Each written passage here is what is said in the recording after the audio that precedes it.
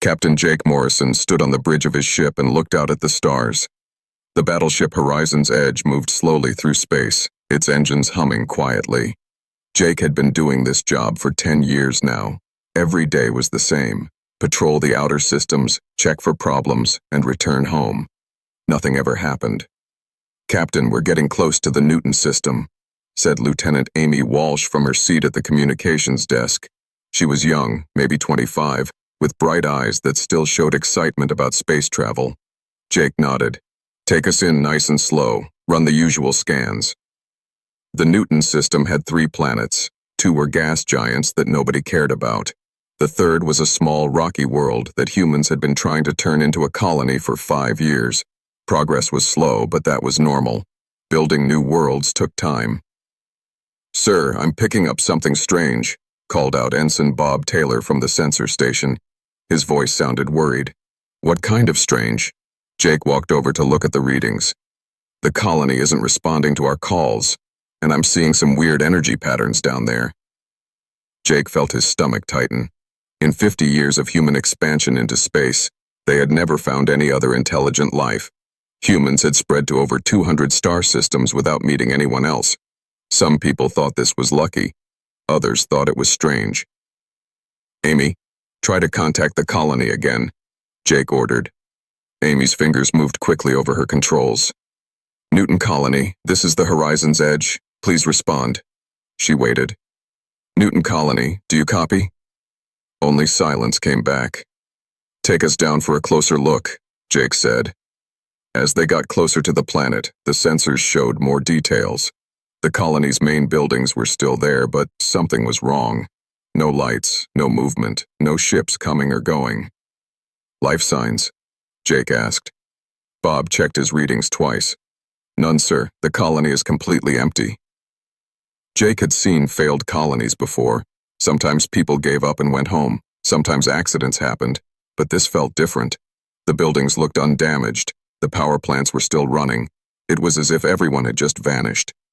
"Sir, you need to see this," Amy said. Her voice was very quiet. "I'm picking up a transmission. It's old, maybe 3 days. The computer found it in the background noise." "Put it on speaker." The voice that came through the speakers was full of fear. It was colony leader Steve Parker, a man Jake had met several times. "This is Newton Colony sending emergency transmission. We are under attack. Repeat, we are under attack. Unknown ships appeared without warning.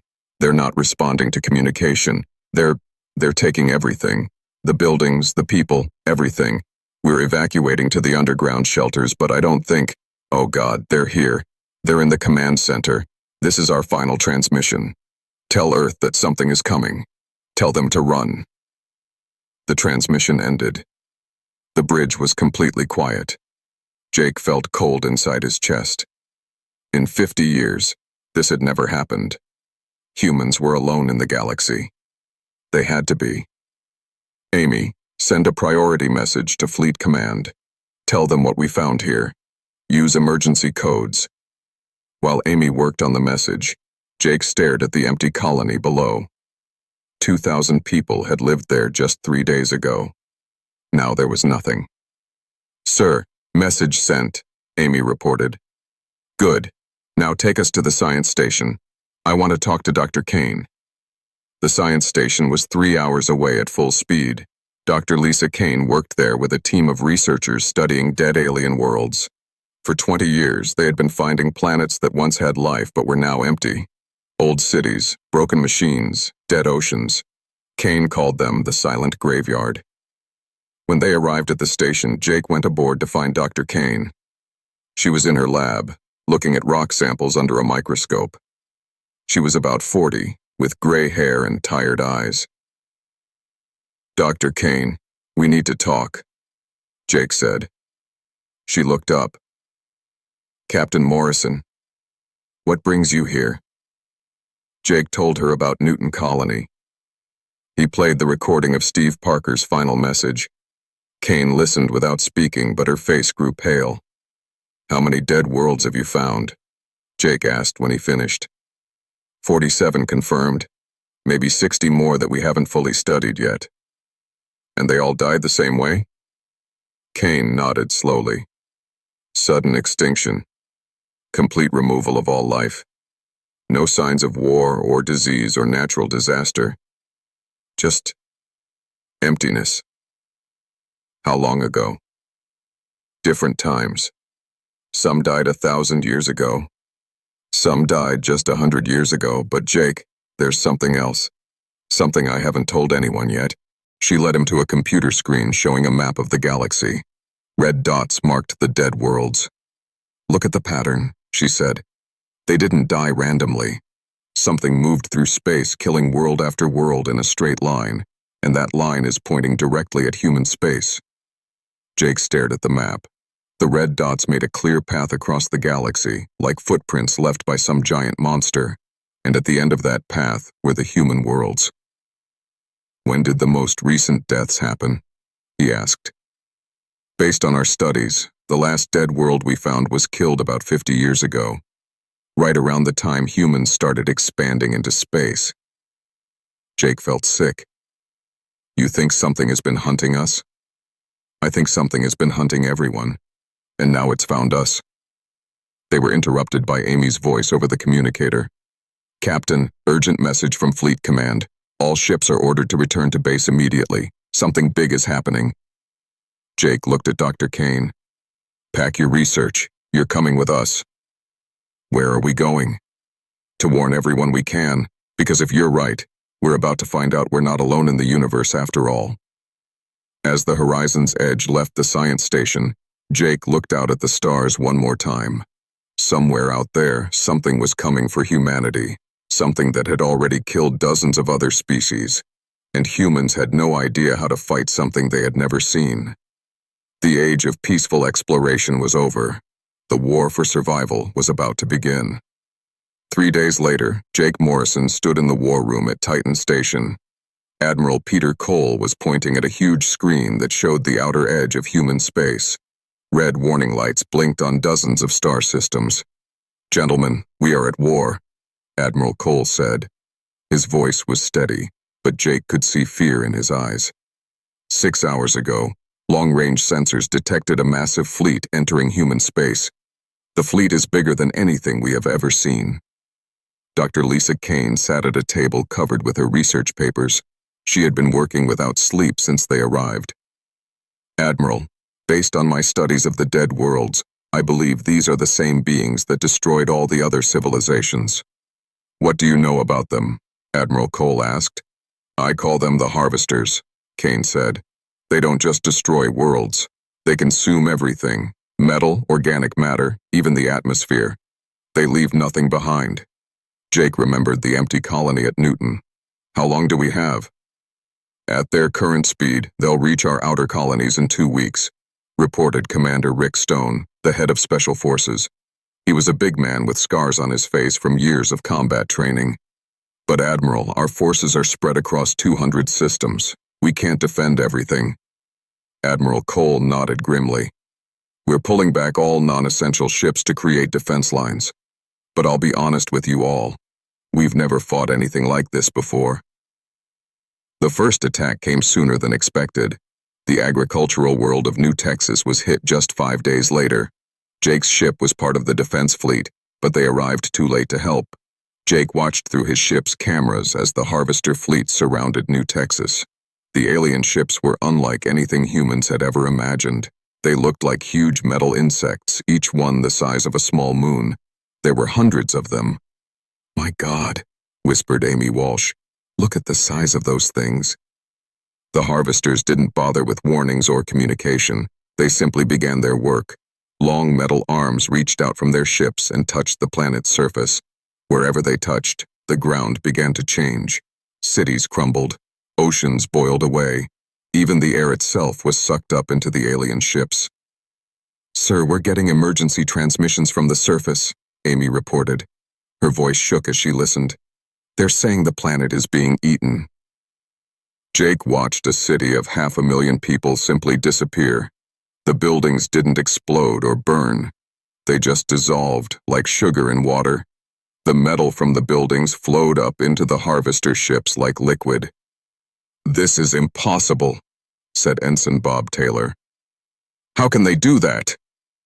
Dr. Kane's voice came over the communicator from her position on another ship. They're breaking everything down at the atomic level, converting matter into energy and materials they can use. The human defense fleet tried to attack. 20 battleships opened fire with everything they had. Nuclear missiles, plasma cannons, and laser beams struck the nearest harvester ship.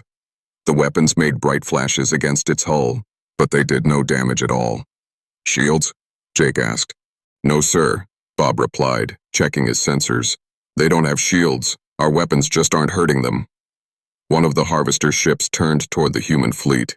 It didn't have visible weapons, but suddenly 3 human battleships simply stopped working. Their engines died. Their life support failed. Their hulls began to break apart. All ships, retreat, Admiral Cole ordered over the radio. Fall back immediately. Jake gave the order to run, but he couldn't stop watching the planet below. In less than 2 hours, New Texas was gone. Not destroyed, consumed.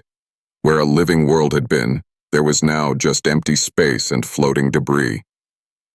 Captain, Amy said quietly, I'm getting a transmission from one of the escape pods. Put it through. The voice belonged to Maria Santos, a teacher from New Texas. She had managed to escape in a small ship with her family. This is Escape Pod 7. Can anyone hear me? They took everything. The whole planet is gone.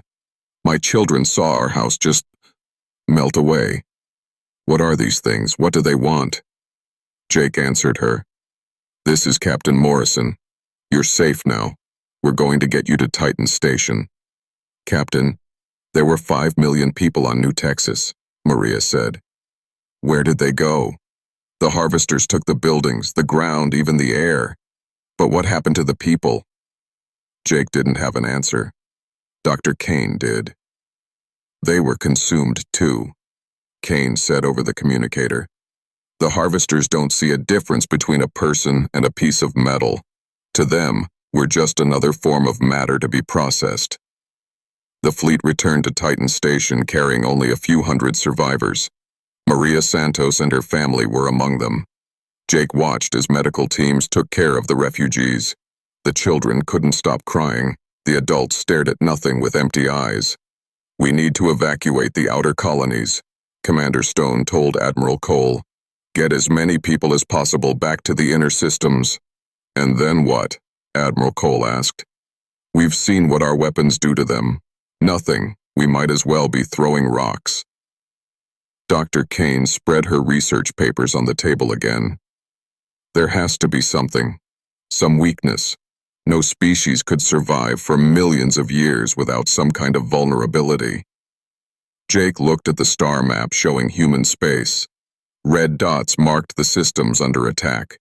The harvesters were moving methodically, consuming one world after another. At this rate, they would reach Earth in 6 months. Dr. Kane, what happened to the other species? Jake asked. The ones that came before us? They all died, Kane replied. Every single civilization I've studied was completely destroyed. No survivors, no hidden colonies, complete extinction. Then why are we still fighting? Asked Amy. She was pale and shaking. If no one has ever survived them before, how can we? The room was quiet for a long moment. Finally, Admiral Cole spoke. Because we're human, he said, and humans don't give up. Ever. Over the next week, the evacuation began. Hundreds of ships carried millions of people away from the outer colonies, but the harvesters were fast. They reached the mining world of Iron Mountain before the evacuation was complete. Jake's ship was part of the rescue fleet. They saved 60,000 people, but left behind 40,000 more. As they flew away, Jake watched Iron Mountain disappear just like New Texas. Sir, Amy said, Maria Santos wants to speak with you. Maria came to the bridge. She had been working with other survivors trying to understand what they had seen. Captain, we've been talking. All the survivors. There's something strange about how the harvesters attack. What do you mean? They're too organized, too perfect. It's like they've done this exact same thing a million times before. They never make mistakes. They never hesitate. It's like they're following a program. Jake thought about this. You think they're machines? Not just machines, Maria said. Smart machines, but machines that can only do what they're programmed to do. Dr. Kane looked up from her work. That would explain the pattern of dead worlds. They follow the same path, use the same methods, achieve the same results every time. So what? Commander Stone asked. Machine or not, they're still unstoppable. Maybe, Dr. Kane said slowly, but machines have limitations. They can't adapt to things they weren't designed for.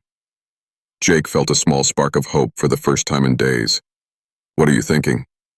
I'm thinking that every other species they've destroyed probably tried to fight them the same way, with bigger weapons, stronger shields, more ships. But what if we try something completely different? Admiral Cole leaned forward. What do you have in mind? Dr. Kane smiled for the first time since the attacks began. I'm thinking we need to teach these perfect machines how to make mistakes. Dr. Lisa Kane stood in the laboratory on Luna Station, staring at pieces of harvester technology. 3 weeks had passed since the first attacks. Human forces had managed to capture some debris from a damaged harvester scout ship, and Kane had been studying it day and night. The metal is like nothing we've ever seen, she explained to Jake Morrison and the other officers gathered around her table. It can change its properties instantly. Hard as diamond 1 second, soft as clay the next. Professor Kate Miller, Earth's top physicist, picked up one of the pieces. But how does it know when to change? That's the key, Kane said excitedly.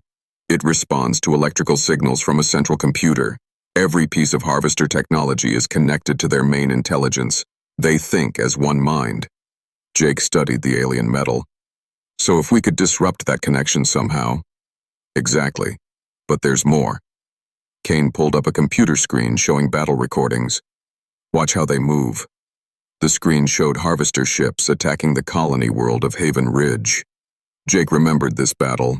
The human fleet had tried a new strategy, attacking from multiple directions at once, but the harvesters had responded perfectly, as if they knew exactly what the humans would do.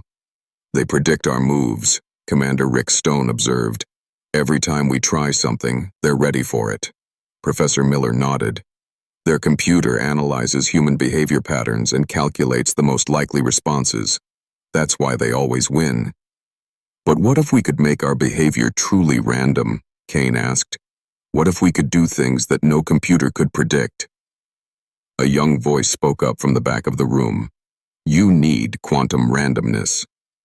Everyone turned to look at Sam Davis, a 20-year-old programmer who had been working on communication systems. He was thin and nervous, but his eyes were bright with intelligence. Explain, Admiral Peter Cole ordered. Sam stepped forward, his hands shaking slightly. Normal computers can only make fake randomness. They follow mathematical formulas that look random but really aren't. But quantum computers can access true randomness from subatomic particles. No intelligence, no matter how smart, can predict what a quantum random generator will do next. Kane's eyes lit up. You're talking about quantum chaos theory. Yes, ma'am. If we could build quantum randomness into our battle plans, our ship movements, even our weapon targeting, the harvesters wouldn't be able to predict anything we do. Admiral Cole looked skeptical. Son, are you saying we should base our entire war strategy on dice rolls? Not dice, sir. Quantum probability fields. It would be like fighting a battle where every decision is made by the universe itself. Jake thought about this. It's crazy enough that it might work. Over the next 2 weeks, Sam Davis worked with the best engineers in the fleet to build quantum randomness generators. Meanwhile, Colonel Alex Turner had been studying captured harvester weapons. He discovered something important. Their technology adapts to whatever attacks it, Turner explained to the War Council. But it takes time to learn, maybe 30 seconds to fully adjust to a new threat. 30 seconds isn't much, Commander Stone said. It is if we keep changing our attack patterns faster than they can adapt, Turner replied. Random attacks, random timings, random directions. We could stay ahead of their learning curve. The first test came at Luna Station itself. A small harvester scouting force had been moving toward Earth's moon. Jake's ship, the Horizon's Edge, was chosen to try the new tactics. Quantum randomness generator is online, reported Amy Walsh. All ship systems are now operating on chaos protocols. Jake felt strange giving up control to a machine that made decisions based on the random behavior of atoms. Sam, are you sure about this? No, sir, Sam admitted. That's what makes it perfect. The Harvester scouts approached Luna Station in their usual formation. Jake's ship began its attack run, but instead of following normal military tactics, every movement was determined by quantum randomness. The ship twisted and turned in ways that made no sense. Weapons fired at seemingly random targets. Speed changed constantly. The Harvesters tried to predict the human ship's movements, but they couldn't. Their computers had no data to work with. For the first time in the war, a human ship caught them off guard. Direct hit on the lead scout, Amy reported. Their hull is damaged. Jake couldn't believe it. Fire again. Random pattern. The quantum generator selected new targets and firing patterns. More hits. The Harvester scouts began to retreat, something they had never done before. They're running, whispered Bob Taylor. We made them run. Dr. Kane's voice came over the communicator from the station. Jake, you did it. You confused their prediction systems. They don't know how to fight something that doesn't make sense. But the victory was small. The main Harvester fleet was still advancing toward Earth. Admiral Cole called another war council.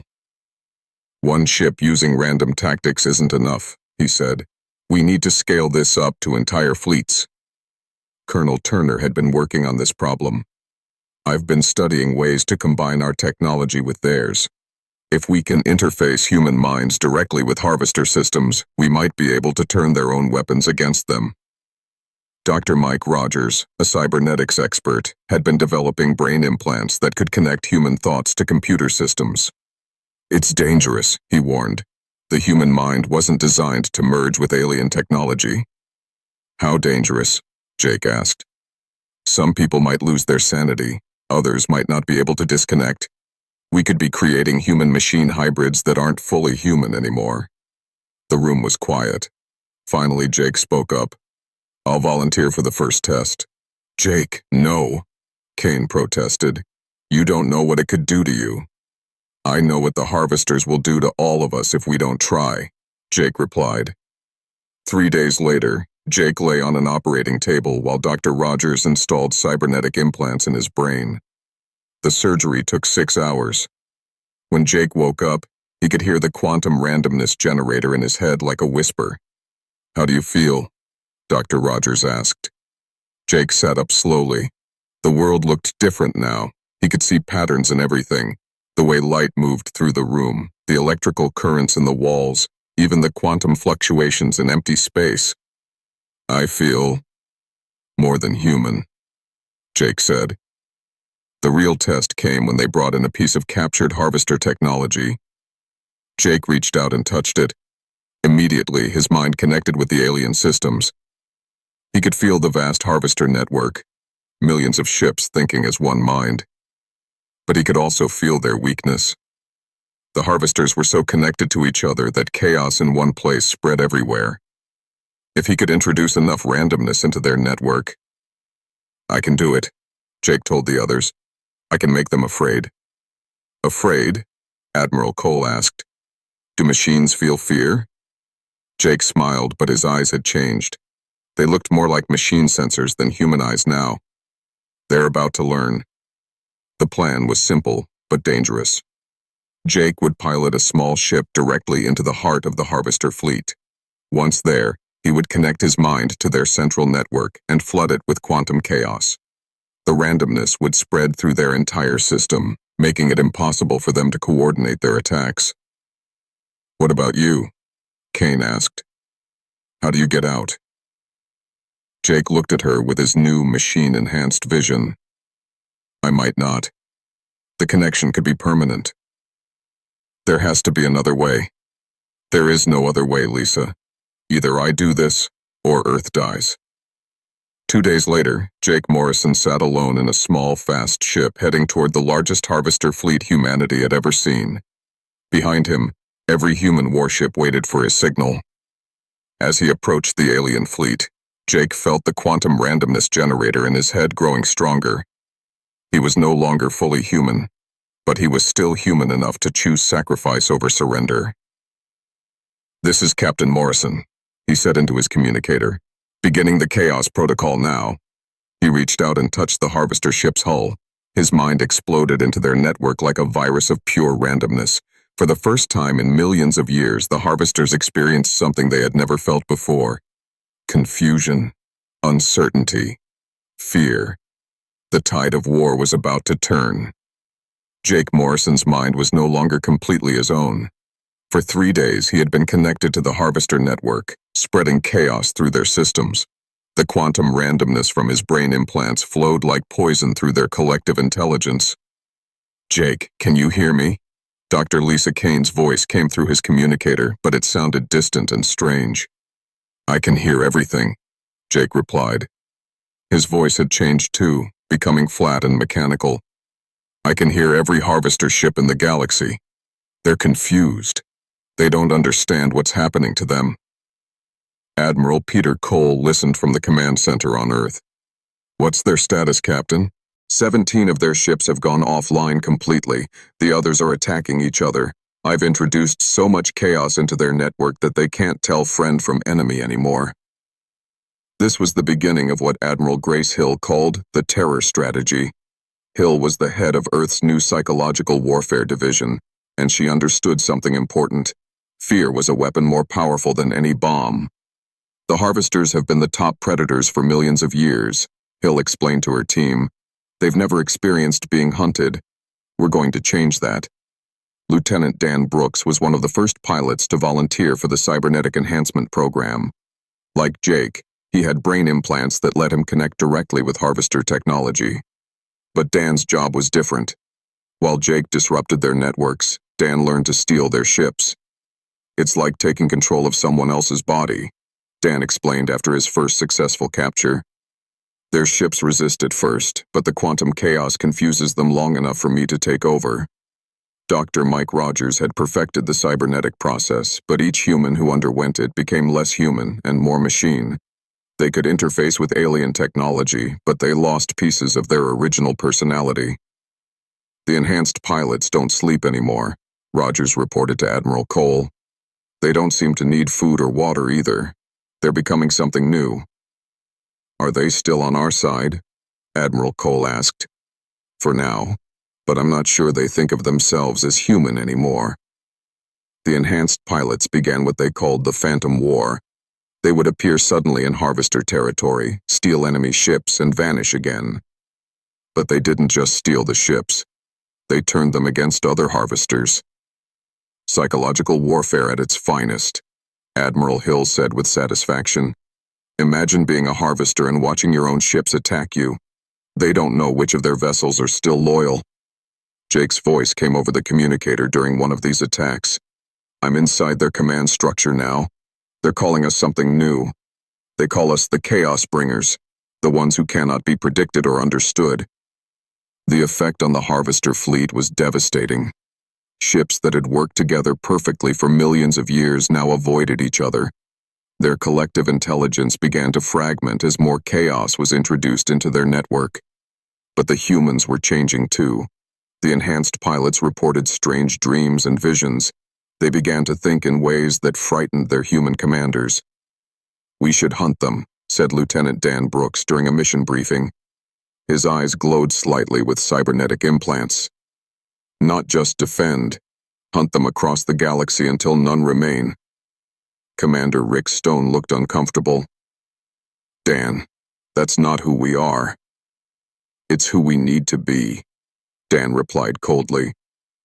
"The Harvesters understand only one thing: fear. We must become their fear."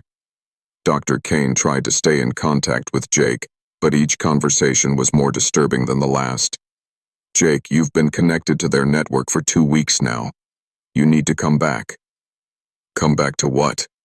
Jake's voice was completely emotionless now. "I can see the entire galaxy, Lisa.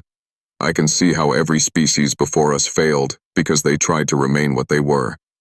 We can't make that mistake. You're scaring me, Jake. Good. If I scare you, imagine what I do to them. The terror campaign escalated when the enhanced pilots began broadcasting their victories across Harvester communication networks.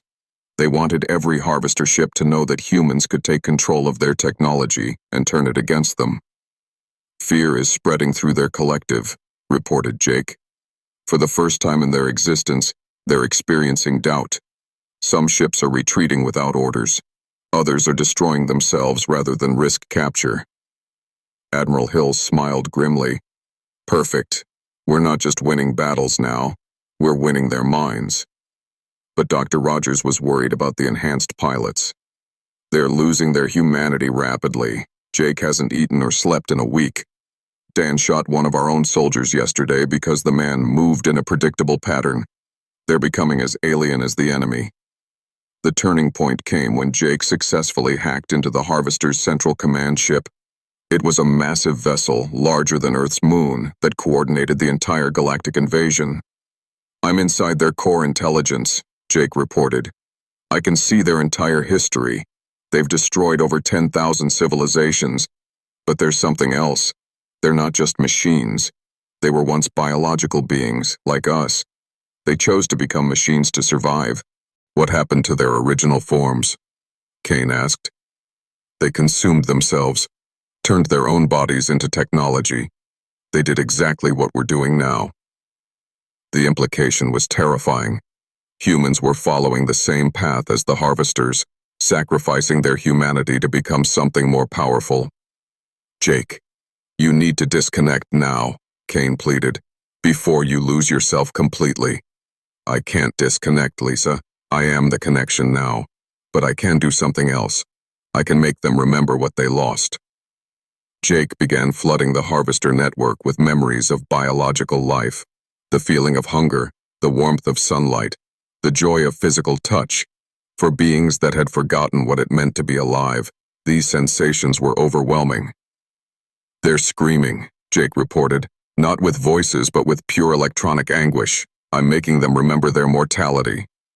Harvester ships across the galaxy began to malfunction as their artificial intelligence struggled with forgotten emotions. Some ships simply shut down, others turned their weapons on themselves. The fleet is in complete chaos, observed Amy Walsh from her position on Earth. But sir, what about our people? What about Jake and the other enhanced pilots? Admiral Cole had no answer. The enhanced pilots had become humanity's greatest weapon, but they were no longer recognizably human. They spoke in cold, mechanical voices and showed no emotion except when discussing the destruction of their enemies. We're winning the war, Admiral Hill said during a command meeting. But we might be losing ourselves in the process. Dr. Kane made one final attempt to reach Jake. Jake, please. Find some part of yourself that's still human. Remember who you were before all this. Jake's response chilled everyone who heard it. I remember being weak. I remember being afraid. I remember being limited by biology and emotion. I don't want to go back to that, Lisa. None of us do. The enhanced pilots had formed their own unit now, operating independently of human command. They called themselves the Fearbringers, and their only goal was the complete psychological destruction of the Harvester fleet. We're not fighting for Earth anymore, Dan Brooks explained to Admiral Cole. We're fighting to become the apex predator of the galaxy. The Harvesters ruled through efficiency and logic. We will rule through chaos and terror. As the Harvester retreat began, humanity faced a terrible question. Had they saved themselves by becoming the very thing they fought against? The war was almost over, but the cost was becoming clear. They had learned to weaponize fear itself. And now, that weapon was aimed at the galaxy. The final battle took place in the dark space between galaxies, where the last Harvester fleet had retreated. Jake Morrison, now more machine than man, led a combined force of enhanced human pilots and captured Harvester ships toward the enemy's final stronghold. This is where it ends, Jake announced to his fleet. His voice carried across the communication channels without emotion or warmth. Today we finish what they started millions of years ago.